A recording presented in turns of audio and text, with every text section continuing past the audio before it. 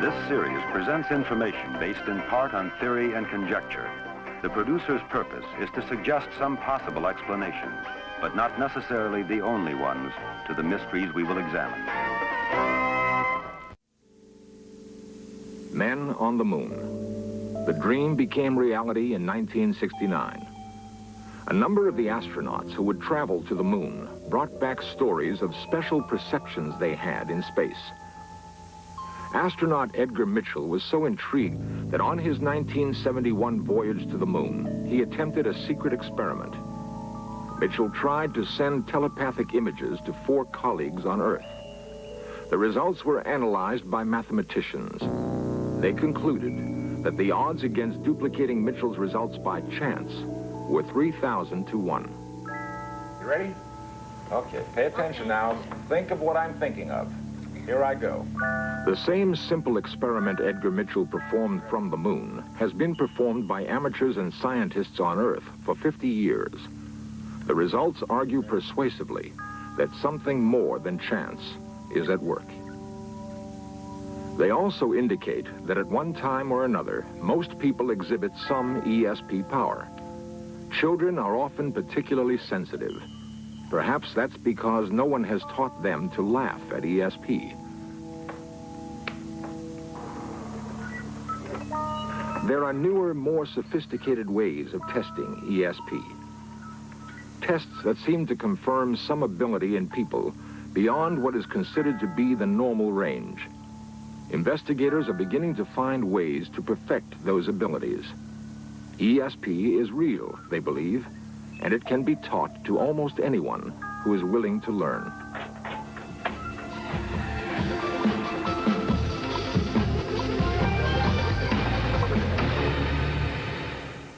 You know why you're here? Yeah. Why? Why are we here? Talk about ESP. ESP. What is ESP? Extrasensory perception. What does that mean? I don't know. You know what I mean? You can predict the future. Predict the future? Yeah. You Well, can read people's minds. uh-huh. Okay. Okay. Good. Okay. What did I just do? How do you know?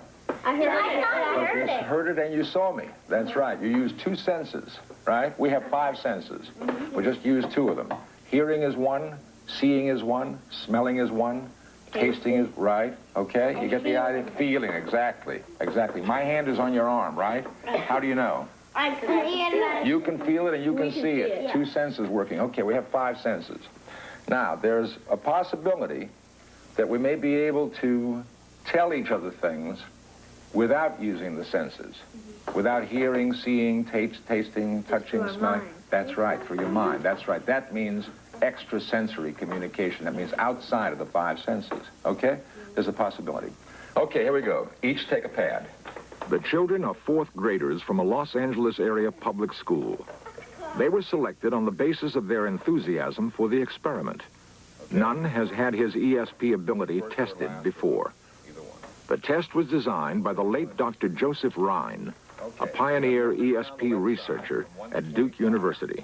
I have here a deck of 25 cards, and these are the symbols, okay? This is a wave, there's a star, there's a plus or a cross, a circle, and a square, okay?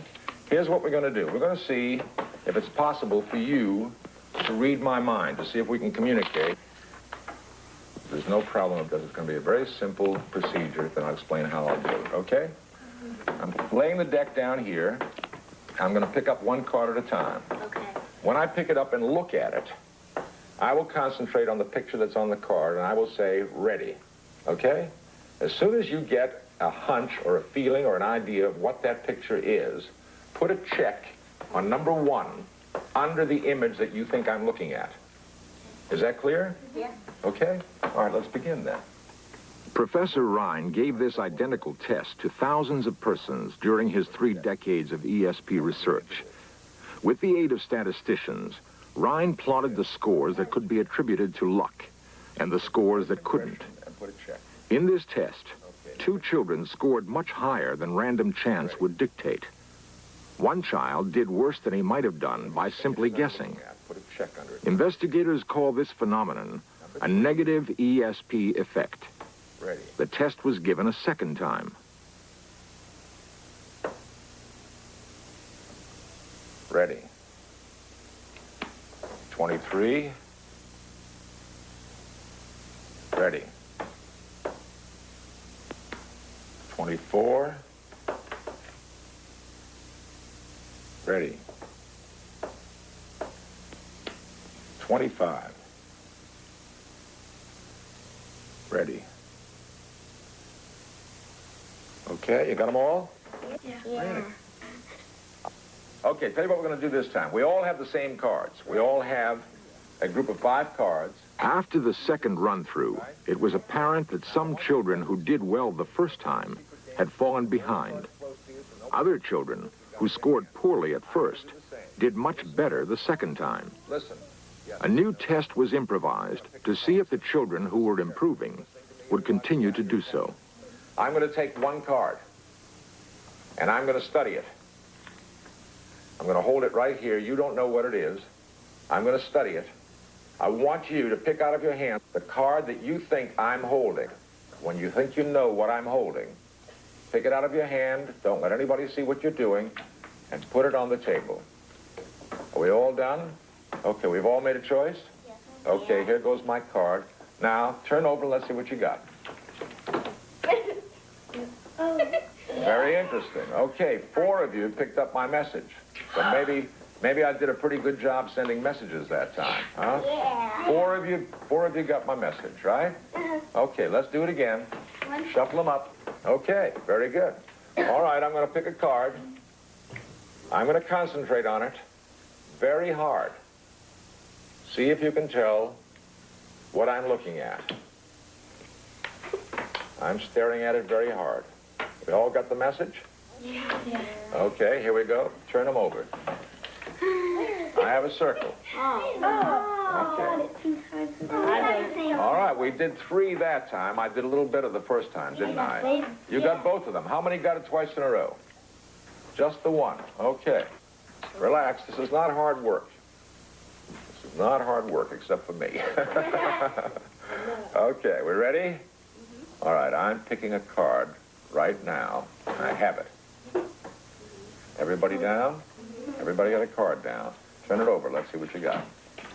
Okay. Well, I didn't do very well that time. Look at, oh, how many of you thought I was holding a star? I got 3 out. 3 out of 3. In the first written test, J.J. scored lowest. Now, it looked like he was coming on strong. I am making a choice. Choosing. Okay, here we go. I'm looking at a card. Now I made, it may be any one of the 5. I'm not going to try to trick you or anything like that. It may be any one of the 5, and I have it. I have it. Be careful now. See if you can get what I've got here. Everybody down? Yeah. Turn them over. Let's see what you got. JJ, you did it again. Oh. That's 4 in a row. That's remarkable. Okay, very interesting. One more time. Okay, I'm making a choice. I have just chosen a card. Make a choice. Make a choice and put it down. Okay, you ready? All right, let's see how we do. Turn it over. JJ, that's 5 in a row. 5 in a row. You sure you're not reading my mind? You must be. So something's happening between JJ and I. You're so close. There's a message taking place. Very interesting. Okay. It seems that even in an experiment as simple and as primitive as this, some patterns do develop. It's also obvious in this particular experiment that at least one individual showed a remarkable development of his ability to track in on his ESP power.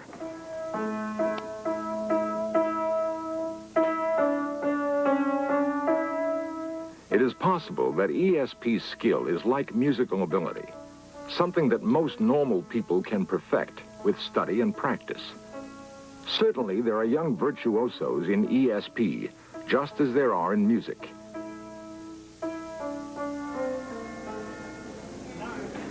Performances by ESP virtuosos, if indeed that's what they are, attract a lot of attention. Public acceptance of ESP and other psychic phenomena appears to be increasing, behavior that once got people burned at the stake. Researchers include ESP among other expressions of psychic power, like the professed ability of some to bend metal with their minds.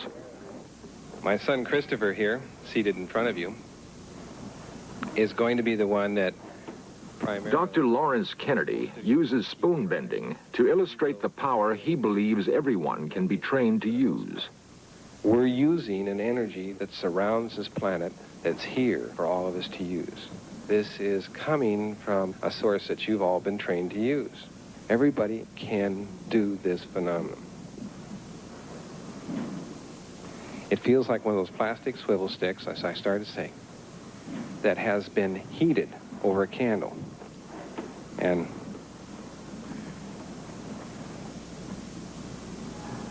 everybody see that? Or did it happen too fast? When it goes like right now. How's yours doing, Chris, huh? You getting there?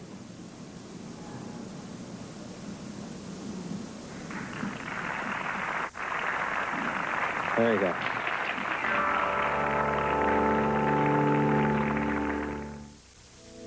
Many investigators now believe ESP can be taught.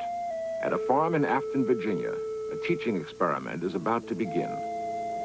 The farmhouse contains a modern electronic laboratory. It is the work of retired businessman Robert Monroe. He and assistant Nancy Honeycutt attempt to teach others how to separate mind from body. It is a feat Monroe has learned through trial and error. We're going to start off by putting the electrodes on. From this, we're reading the galvanic body response, and it gives us an indication of how relaxed you are, and then we can have some idea of how you're doing here. Do you hear me? Yes, I hear you clearly. How do you feel? Quite relaxed. That's very good, very good. Should I go through my regular breathing exercise? Just begin your resonant breathing exercise. Your resonant breathing exercise. Start it now. The experiment is designed to give people a new perspective on the power of their minds. Monroe's work is being paralleled on a somewhat larger scale nearby at the University of Virginia. At the American Institute for Psychical Research in New York, a man named Alex Tanos is about to undergo an elaborate test of his ESP powers. From an insulated cage, Tanos will try to project his mind's eye into a nearby lab, there to see an image projected on a screen.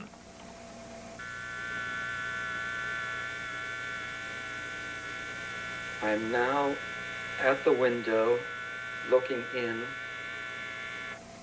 The window Tanos refers to is behind the researchers. Tanos must concentrate on seeing a symbol displayed against a randomly selected color. All right, Alex. Upper right hand, red slave.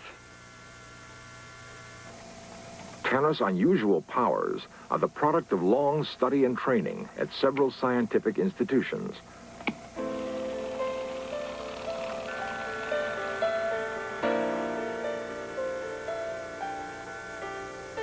The University of California's Davis campus near Sacramento. Here, as elsewhere, ESP is undergoing increasing scientific scrutiny. Dr. Charles Tart is a psychologist.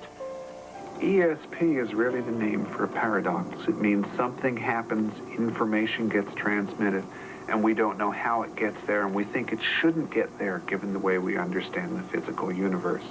I'd like to be able to say it's a certain kind of energy, but we can't say that. We don't know enough about it. What we have to do is start where other sciences started in their infancy, is simply observe what happens and hope we can find some regularities that will do it. The major point of my research is to start with college students, find those who have some latent ability to use ESP, and train them so they can use it strongly and regularly. That's what it's all about. Dr. Tart has chosen Karen Kamastia for an exhaustive battery of tests. This is the 10-choice ESP trainer that you're going to work out on today. What it basically is 10 different options. I'm going to go off in the next room in a few minutes, and I will randomly select one of these to be the target and try to send it to you. When I do, the green light will come on so you'll know I'm sending. What you want to do is do whatever feels right inside you to try and get an ESP impression. And when you've got it, push the button of what you think it is. Now, it makes it easier for me to send if you kind of run your hand around so I get an idea of when you're close and when you're not. Okay, and then once you push it, whatever the right one was, it'll light up in the circle. And you'll be able to tell whether you were right or wrong and why you were right or wrong and just how, so you'll have a chance to learn ESP. Okay? Mm-hmm. This TV camera is what gives me that ability to see what you're doing. This is the inside of the sender's chamber. And this is the TV screen that shows the receiver's panel. She doesn't have her hand on it yet because we haven't actually started the trial. You can see we have basically an identical panel here that the sender can concentrate on. And to actually start the ESP sending, I push this lever to choose and load, which randomly selects a number. I have nothing to do with it. It's done electronically. And then when I pull the present lever, the machine has randomly chosen target 5. You can see that Karen's seen the ready light come on and is now beginning to move her hand around. And as she gets close to number 5, I'm going to try to tell her that's it. This is the time for her to make a choice. And when she makes that choice, it's going to be recorded automatically on a typewriter. There, now she paused over, but then she went on. Now she's close. Come on, hit it, Karen.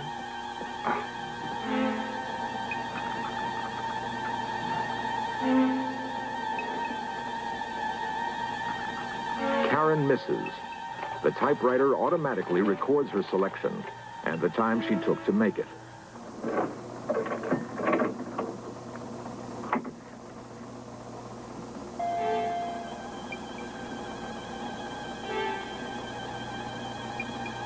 What I'm trying to do is work on a theory that says you learn anything by trying and seeing whether you succeed or fail. But you've got to know immediately so you can associate what your internal mental state is with whether or not you succeed or fail. I was going to do that one, too. What I've been trying to do in research is give people immediate feedback as to whether they're right or wrong as they go through an ESP task, so they can learn what goes with being right, what goes with being wrong, and then change their strategy. So when they start feeling those things that go with being right, they'll respond, and when they feel the things that go with being wrong, they'll wait or try to change their internal state. This, I hope, will be a key to better, more reliable ESP.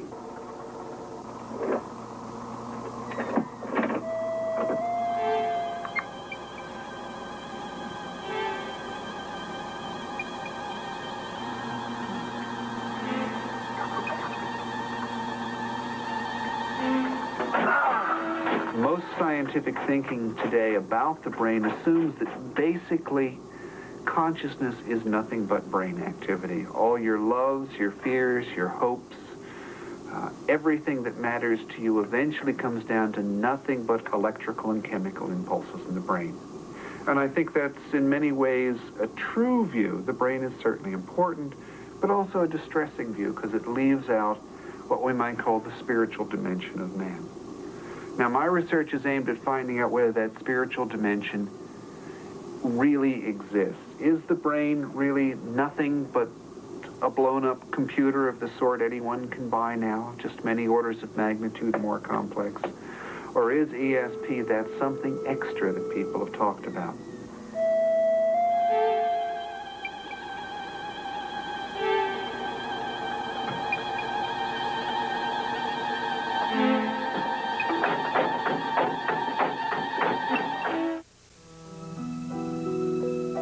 The village of Tiahuanaco, Bolivia. It is an old village, but the strange stone figures that watch over it are older still. Karen Getzler is a psychic. She has traveled all this way from the campus of Duke University to help unravel the mystery of the stones. Explorer David Zink has sent for her.